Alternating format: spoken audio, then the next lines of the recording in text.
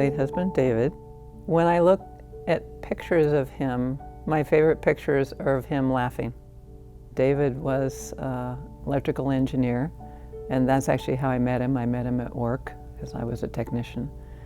And he was taking a trip out to Death Valley, and he invited myself and my 2 daughters to go. And I just fell in love with this guy. Just fell crazy, silly, stupid in love. And so I eventually asked him to marry me, and his response was, well, let's see, 2 twin teenage daughters.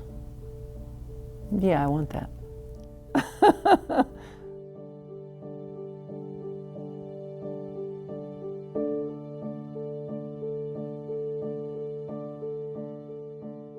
When he died, one of my daughters and her husband took me home, and I lived with them for 1.5 years. I was incapable of living on my own. I had never lived on my own, ever. They had a 1-year-old child, their first, and I became their second. I was getting this incredible support from them, but they didn't have the experience of loss. And I needed to talk to someone who had been through it. I needed to understand that there was hope. Walking into hospice one day, I think it was about 3 months into my grief journey, I just walked in the door and walked up to reception and just started crying. And you know, the woman behind the desk comes out and puts her arm around me. It's gonna be okay, you know. And I just started counseling with hospice and ended up in a loss of spouse group, which was invaluable to me. I think the idea of grief support in hospice is creating a place where people can come and share some really raw feelings that maybe they can't share anywhere else.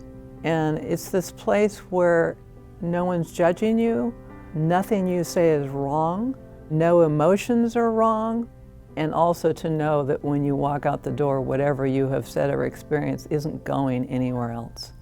It stays right here. So it really is a safe place to do that.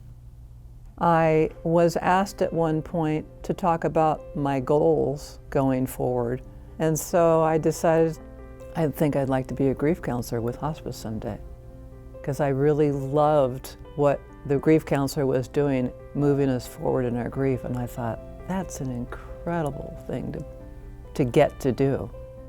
And so 3 years later, I walked into hospice and said, I'd like to take the training to be a grief counselor.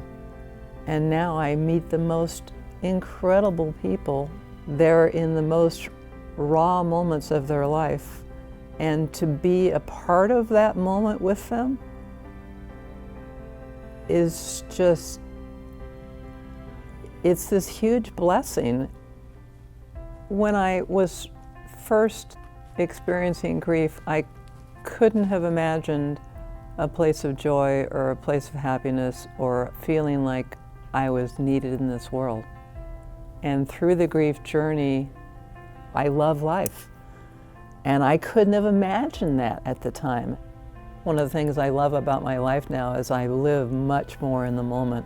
I think going through a deep loss, hopefully that's something that you can get out of it, is that this moment is so precious.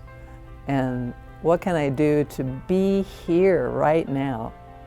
I feel so thankful for hospice. A lot of the time in deep loss is so lonely, and you're sort of floating in the world. And then there's hospice to grab onto and to be that anchor for you as long as you need it. They're just here for you. What do you need? What can we do? And that was a great gift from hospice.